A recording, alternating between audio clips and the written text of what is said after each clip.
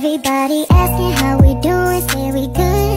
Don't need no one to tell me how to live just like they would. It ain't their business but they in it, I don't know why. Revolved around my life after I found another. Halo, perkenalkan nama saya Nabi Melati dengan NPM 23412036 dari program studi akuntansi kelas AKT 23A. Di sini saya akan membahas tentang sistem moneter di Indonesia terkait dengan dua artikel, yaitu uang digital dan kebijakan moneter. Pertama-tama, saya akan membahas tentang sejarah sistem moneter di Indonesia. Sejarah sistem moneter di Indonesia dimulai pada zaman kolonial Belanda, ketika uang kertas diterbitkan oleh Bank Batavia. Bank Batavia merupakan bank terbatas yang diterbitkan oleh Belanda yang memiliki monopol untuk mengeluarkan uang kertas di Indonesia. Kemudian, pandangan tentang sistem moneter di Indonesia. Sistem moneter di Indonesia adalah salah satu komponen penting dalam ekonomi negara ini. Berikut adalah pandangan saya tentang sistem moneter yang ada di Indonesia yang terkait artikel tentang uang digital dan artikel kebijakan moneter. Sistem moneter di Indonesia merupakan sistem yang terdiri dari uang kertas dan uang elektronik. Uang kertas adalah uang yang diterbitkan oleh Bank Indonesia, sementara uang elektronik adalah uang yang diterbitkan oleh bank-bank yang terdaftar di Indonesia. Uang elektronik dapat berupa uang tunai, uang elektronik secara langsung, atau uang elektronik secara langsung dan elektronik. Uang digital atau digital currency adalah uang yang diterbitkan oleh perusahaan atau organisasi dan tidak diterbitkan oleh negara atau bank sentral. Uang digital dapat berupa kripto atau cryptocurrency yang merupakan uang elektronik yang diterbitkan oleh komunitas dan tidak diterbitkan oleh negara atau bank sentral. Kebijakan moneter. Kebijakan moneter adalah kebijakan yang ditetapkan oleh Bank Indonesia untuk mengatur uang kertas dan uang elektronik. Kebijakan moneter ini bertujuan untuk mengatur uang kertas dan uang elektronik, membantu mengontrol inflasi dan memastikan stabilitas harga. Pandangan tentang uang digital di Indonesia masih bervariasi. Ada para pengusaha yang menganggap uang digital sebagai teknologi yang akan mengubah cara transaksi.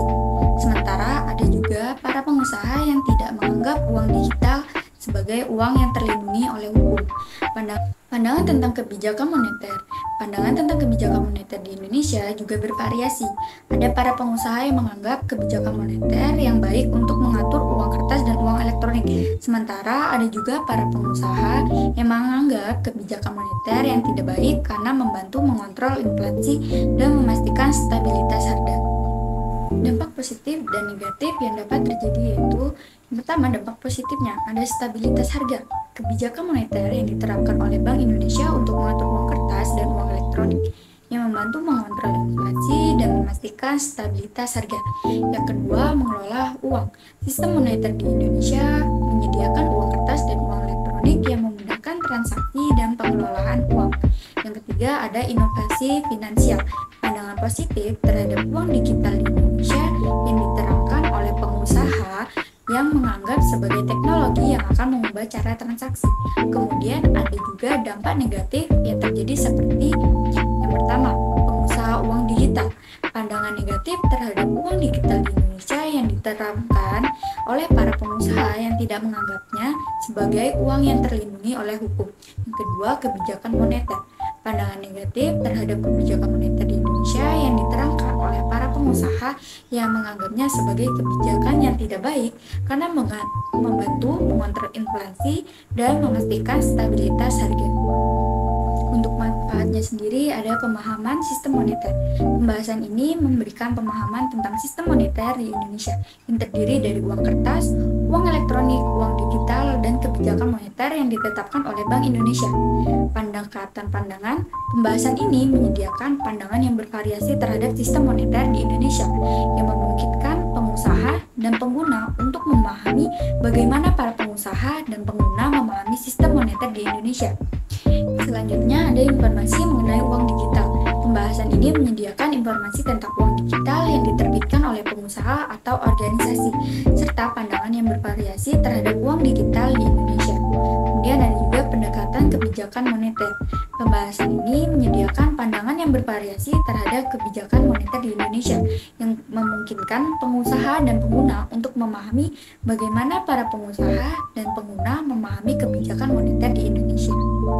Kesimpulan dari pembahasan saya adalah bahwa pandangan tentang sistem moneter di Indonesia masih bervariasi, dengan para pengusaha yang memahami sistem moneter sebagai komponen penting dalam ekonomi negara. Pandangan tentang uang digital dan kebijakan moneter juga bervariasi, dengan para pengusaha yang memahami kebijakan moneter sebagai baik untuk mengatur uang kertas dan uang elektronik, serta para pengusaha yang tidak menganggap uang digital sebagai uang yang terlindungi oleh hukum. Baik, itulah tadi pembahasan dari saya tentang pandangan sistem moneter di Indonesia terkait artikel uang digital dan kebijakan moneter. Sekian dari saya, kurang lebihnya mohon dimaafkan. Terima kasih.